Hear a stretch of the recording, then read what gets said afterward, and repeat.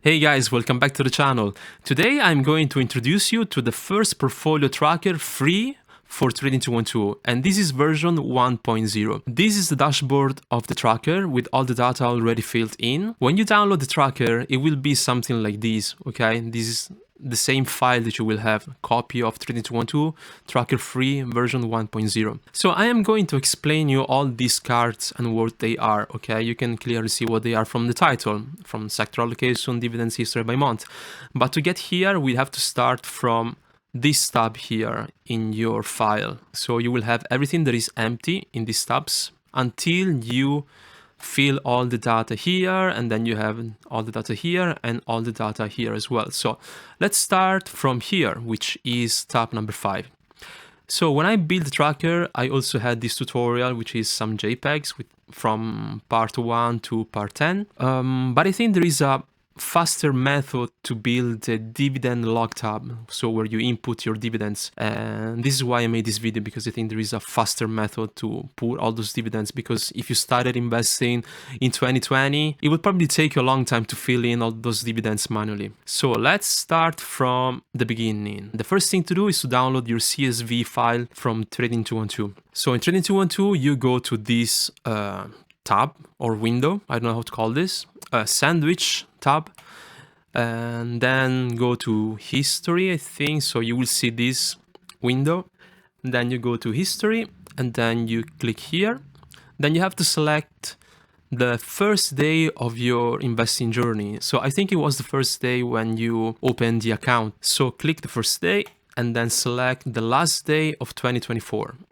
So if you started investing in 2021, so you've picked the first day in 2021 and then you pick the last day of 2021. So I go to December 2024 and I pick the 31st of December. So I export the CSV, and then I do the same for 2025. I am just showing you these guys because I have already downloaded the files and I have them in a separate folder. So you do the same for 2025. So you start from the 1st of January until the 31st of December. So you will have another file, and then the last year is going to be 2026 from the 1st of January until today. Okay, and then you export the CSV files. So I have them already here. As you can see, you will have a file like this, which says the first one was from 2024, then the 2025, then 2026. So you will have, if you started on 2023, you will have like 4 files, okay? So let's open the first file with your free CSV file reader. For me, in my case, I have WPS Office, so I open the file like this. So let's go then to the tab Trading 212 data. You can see here that you have different headers. So you have action, time, and blah, blah, blah, many headers. On your Trading 212 CSV file, you will have hopefully the same headers, okay? I think you can set them, you can put this here and then this here to your right. Okay, let's do this. Let's split the screen. So double check the headers. Okay, I have action, time, ISIN, ticker, name, notes. Action, time, ISIN, ticker, name, notes, then ID, number of shares. Here as well, ID and number of shares. Then I have price shares, currency price share, price shares, currency price share, exchange rate result, currency result, and then total, currency result, and then total, currency total, withholding tax, currency withholding tax, conversion fee, currency conversion fee, in brackets. Then there is French transaction tax, and then the French currency transaction tax. Okay, these are the headers and they are perfectly matching. Then I will tell you why sometimes they are not matching these CSV files. Anyways, if your headers are matching with the ones of the file, just select all the transactions, exclude the first row, and then Control and C to copy all these transactions. So go up here under action, so you will be in row number 2 and column A, click this cell and then just copy everything. So Control V. Yeah, so you have copied all the CSV file from 2024 in my case. Now let's go to the last row field. We are here, okay? So let's close this one and let's open the 2025. And again, double check your headers, okay? Action, time, ISIN, ticker, name, notes. I think up to ID and number of shares, the price share is the same. And currency price share is the same. Exchange rate, result, currency result is the same. Total, currency total, withholding tax, currency withholding tax, currency conversion fee, a currency conversion fee in brackets. And you don't have the last two columns. Okay, so again, you can copy everything, select everything, except the first row, Control C, and then go here on the last action, right here, and Control V. Then again, let's scroll down to the last row. Let's close this file, we don't need it. Let's open the last file from 2026. Again, let's check all the headers. Action time up to, I think price share is the same, currency price share here, exchange rate, result, currency result, total, okay, currency total, withholding tax, currency withholding tax, currency conversion fee, okay. So we can copy again everything, and then let's go here and let's click on this cell and let's paste everything. I was saying to check the headers every time because there are some transactions that don't output these headers. So this is a technical thing, but sometimes the CSV file doesn't output all the headers, especially sometimes is result. You see the value is 0 here. So if you select this date range when you export your CSV file, this column, you won't see this column in the CSV file. So if you select everything and you paste everything here, some of these values will be offset of one column. So be very careful to check that your columns, that your headers match the headers or the columns in your tracker, okay? Be very careful. Anyways, we have pasted all the data here. So now we can close this and just work on this. Okay, so we have imported all the data of all your history of investing. So let's go next to your positions, which is your open positions, okay? So you will have to go to your 212 account and see your open positions. So you go to your account and you go here, see all, and you just start to fill in the first asset, okay? So let's bring this to the left again, or let's bring this to the right. Here you put the ticker that you see on T212. So this ticker, you put it here. Okay, so let's start FWRA. Oh, okay, this has to be capital letters, okay? Because it's gonna work with capital letters.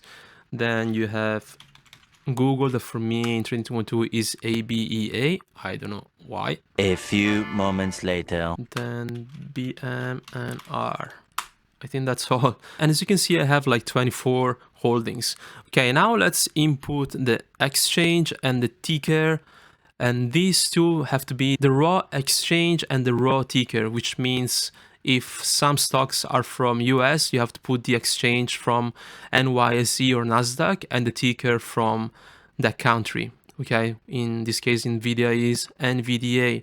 The same is for Amazon, I think is NASDAQ, and it is AMZN. So let's start with this Invesco FTSE All World, which is in Milan, and I know that the ticker is the same. This is Google, so I have to go and check. It is NASDAQ, okay? So here you have to put NASDAQ, and then Google. This is TDIV, so I'm going to check TDIV. This is Amsterdam, and TDIV is TDIV. Then ASML can be both. ASML can be one or the other. Let's put Amsterdam. Amsterdam and ASML is the same. A few moments later. This is Nemečke. It is Nemečke. I think this is Nemečke, etc. So, etc. Sometimes for the German market works ETR and not etc. So let's put ETR for the German market. Then we have Inditex, which is ETX. Inditex, I think it is BME. Oh yeah, you can select also ETF here. Then TDAV was an ETF. Microsoft, and this is just if you want to see what are ETFs and which are not ETFs. This is one other of my ETFs is here. Then there is Microsoft, is SFT, is Nasdaq. This is Primerica, is Primerica. If you have invested in US stocks already, you just put again the same ticker. NYSE, MSI again is an US stock. NYSE, Rocket Lab again is another US stock. A few moments later. Okay, guys. Every header that you see here in this tab, the positions tab, every header that is orange has a value that has to be input manually. Everything else that is in the yellow color has formulas, so it would be better to not touch them. You can select ETF or stocks for your assets if you want, so you can see at a glance how many stocks and ETFs you have. You have space for 29 assets. You can insert another row below if you want, but you have to bring down the formula. Okay, clicking here in the corner and bringing it down. And this is what you have to do. And you have to do this for every cell. Yeah, if you want to add a row. So let's delete this for now. But there are some problem cases, as you can see.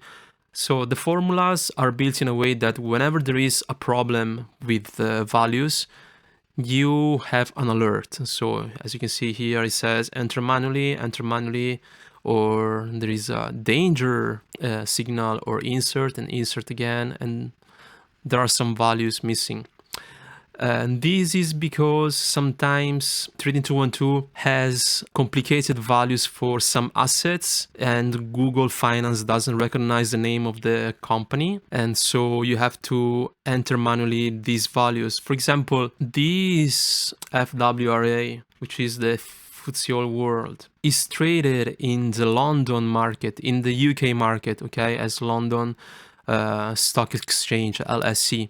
But for some reason it is in dollars. This is crazy and this is nonsense for Google Finance, so this just doesn't give any value. It would give you error. So I made a formula that tells that you have to enter manually the name of the company, in this case, here and here. So in this case you will have to click here and just copy this if you want the whole thing, and then you have to put it manually here. The same for XLKS. This is in my case, guys, but if you see these enter manually alerts, just put the name manually. So, okay. The same in this case, I'll show you quickly. It is in the London Stock Exchange, XLKS, but it's traded in dollars and it doesn't make sense for Google Finance, so it gives error. And so I'll just copy the name of the ETF, now we'll paste it here. And then the same one for over-the-counter stocks. Google Finance doesn't recognize those stocks, so gives error. And sometimes also for very new stocks like Bitminer. Let's go here, let's copy this, and let's put the name of the asset here. Okay. Okay, guys, once you finish to put all the company names in this column, let's go to column F. And as you can see, it is an orange color, and you have to input the values of the number of shares manually. But this is going to be very quick if you have only like 5 or 6 stocks. It's going to take a little bit longer if you have, like me, 25 stocks or assets. Anyways, I like to put all the numbers for the shares that I have, like these, 63431125. But you can obviously stop there if you want. Okay, you don't need to put all the numbers. Anyways, I already have ready to copy all the shares here, so I will just put them all there. Ta-da! So from here, you will see that you have other alerts that we saw before, okay? In this case, for Bitminer, this stock has this alert because it is an over-the-counter stock, and it is also a very new stock. So it doesn't really see the value of the current price in dollars, and so you have to put this value manually. This is the only problem with these kind of stocks. I hope you don't have too many over-the-counter stocks, but this is a problem that I can't solve. It's just something from Google Finance. it needs a very advanced formula to be solved.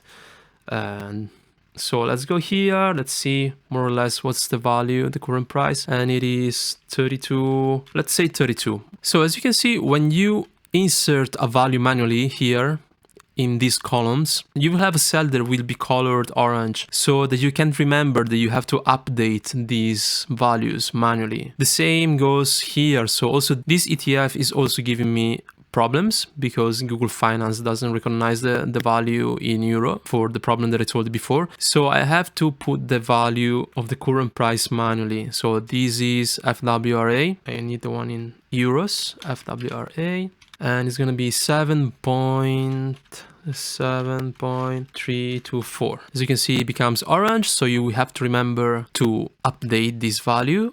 And then the last one is again this XLKS. It is 728.39. Before going to the next columns, I want to show you a trick to keep this column always on site. So click with the right here, then go to freeze up to column A, and then you can hide these hide columns. Where is hide columns? Hide columns BC. And so when you scroll to the right, this will be, you will always see this column, okay, with your assets. So let's go here. Let's put the sectors. Honestly, I don't remember, but this is an ETF. The other ETF that I have is TDIV, so I can use ETF. XLKS is another ETF. This is, I think, communications. So let's put these. Let's do them randomly, okay, for now. A few moments later. Next, let's go to dividend yield.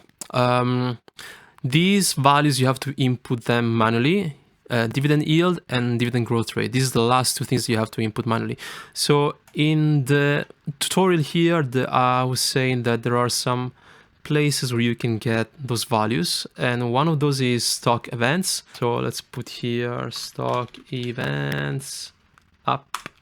Let's put this again to the right and this to the left. And so let's go to the positions again and the dividend yield. So stock events is a website that you can use for free. So you search for your holdings, for your dividend payers.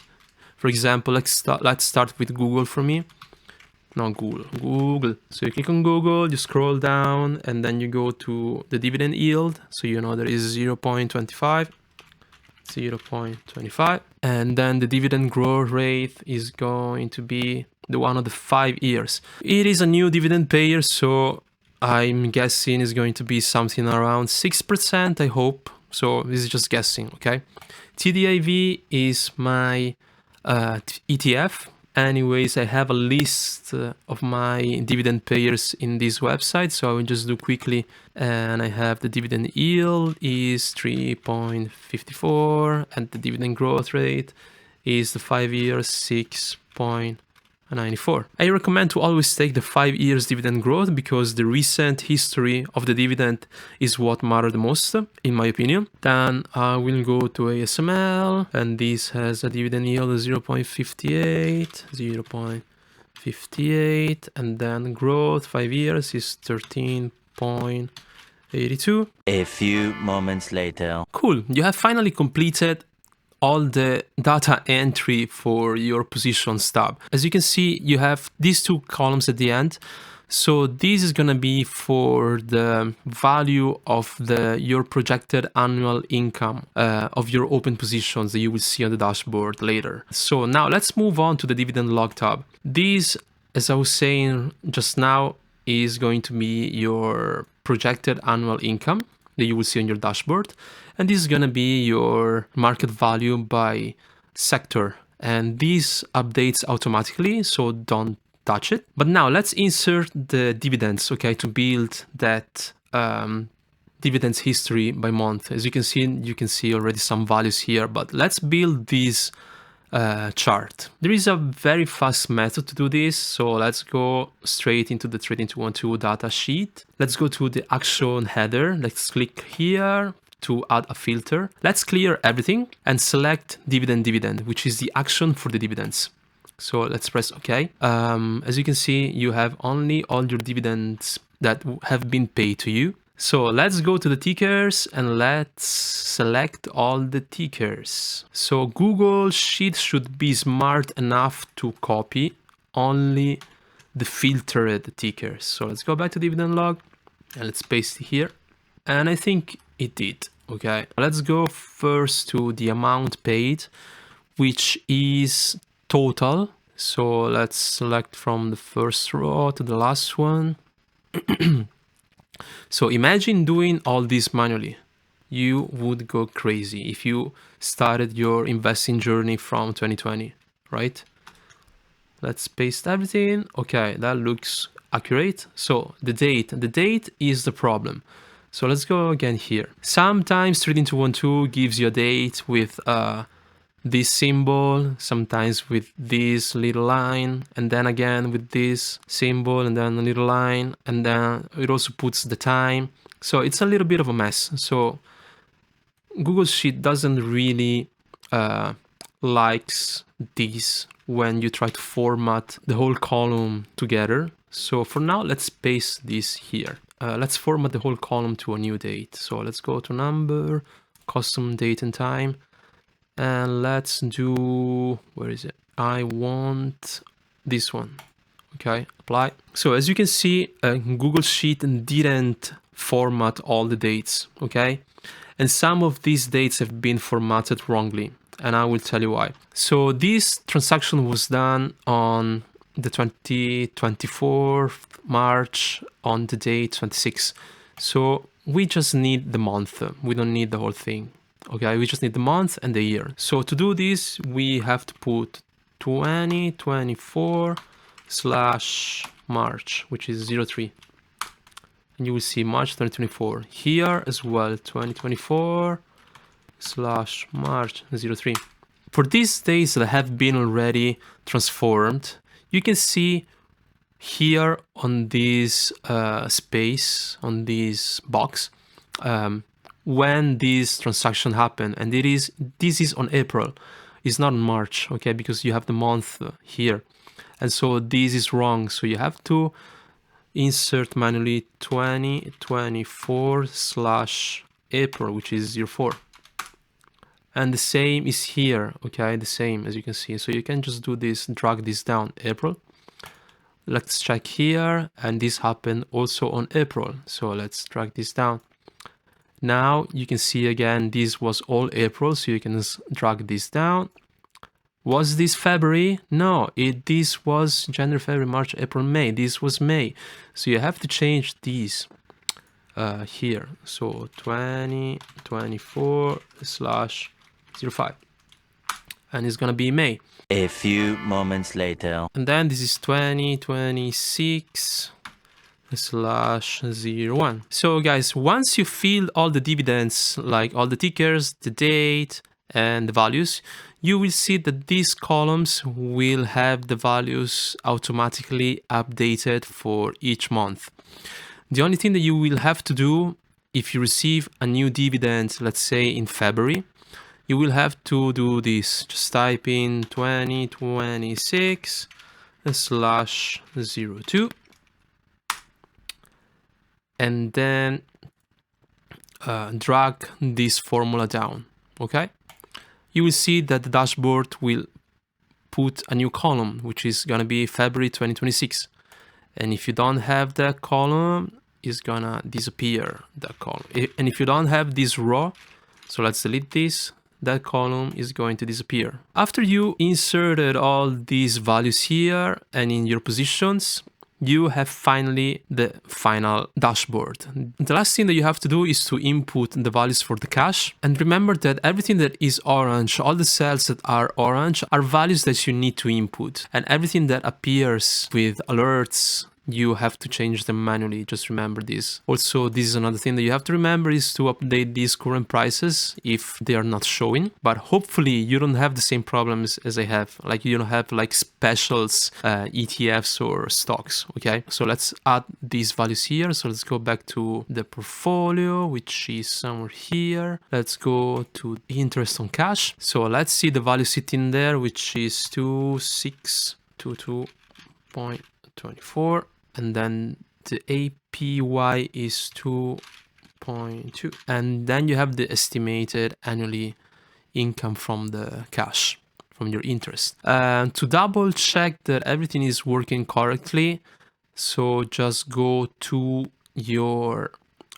history transactions, go to your dividends, and you will see that your income is exactly the same here and here. So this is really matching. Another thing that you want to check is that more or less the cost basis is almost the same. The error should be around 0.02%. So let's go to the portfolio. Cost basis is around 3 euros, so that's acceptable. I'm gonna try to work on this to make it perfect, but I think in my case it is because in the past I received some extra shares, like sharing my link as a promotion. And so I think this is the reason why, and I have to see how to figure this out, but this is an acceptable error, I think. Then the market value is almost there, so this is working, and then the account value is almost exactly the same. So this obviously is not going to be the same because of market fluctuations, the value between euros and dollars. But yeah, everything is looking good. So realized gains and loss, you can see it here, and something that you don't see here. And now let's see what these cards show you. Okay, so on the top, as we saw before, you can see that our total value is matching, so everything is working perfectly. The market value as well, this is cost basis. Here you can see your realized gains and loss. And then in the dividend stats overview, you will see the yield of your portfolio, the yield on cost of your entire portfolio. And this is probably what everyone wants to see, which is the return, including the dividends. This is just the return of the gains, including the dividends. I mean, it is the gains plus these dividends. So this is the return, including dividends, okay? So this is not the total return, this is just the return from the gains, so of your open positions, as you can see here. And here you have the dividend growth rate allocation weighted, which means is the growth rate of your entire portfolio, okay, on average. So this is the dividend growth of your entire portfolio. It is not the average dividend growth of your dividend payers only, but it is of your entire portfolio. Then here you have how much is your estimated annual income from your interest, which is this. Here you have your asset performance. As you can see, it is going from the highest to the lowest because in the positions we started from inserting the values from your top holdings. So that's why it's from the top to the bottom. This is probably going to change depending on the performance of your stocks or your assets. And this will also update automatically. Then you have your dividend income overview. Simply you see the income estimated annually, monthly income, and your daily income. So the estimated annual income is your projected annual income, okay? These are the dividends so far. Here you can see your dividend payers only. And so who are the assets that pay you the most? Which ones are the assets that pay you the most? In my case, it is T212, an annual gross income of 68 euros. Here you see your dividends history by month, and it's nice to see this growing over time. And here you see your sector allocation. This portfolio tracker is intended for value investors and for long-term mindset people, because you won't see any tools for day trading. It is nice to see this dividend history by month, so really motivates you to keep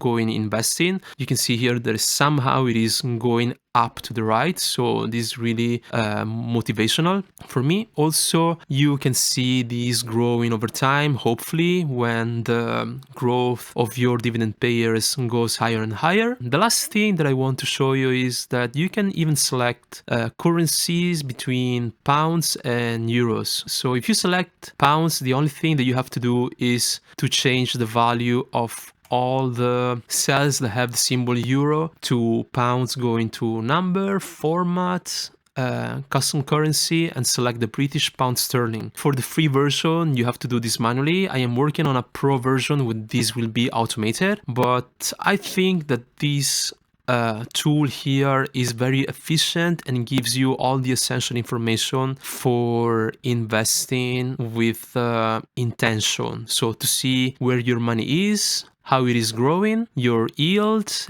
and how your dividends are growing month by month. Okay guys, I hope this tutorial was helpful. Let me know in the comments if there are any bugs that I can work on. And yeah, I would really like some feedback from you where I can make this portfolio even better, because I will be working on the free version 1.1 for the future. Okay guys, thanks for watching the video and I'll see you in the next one.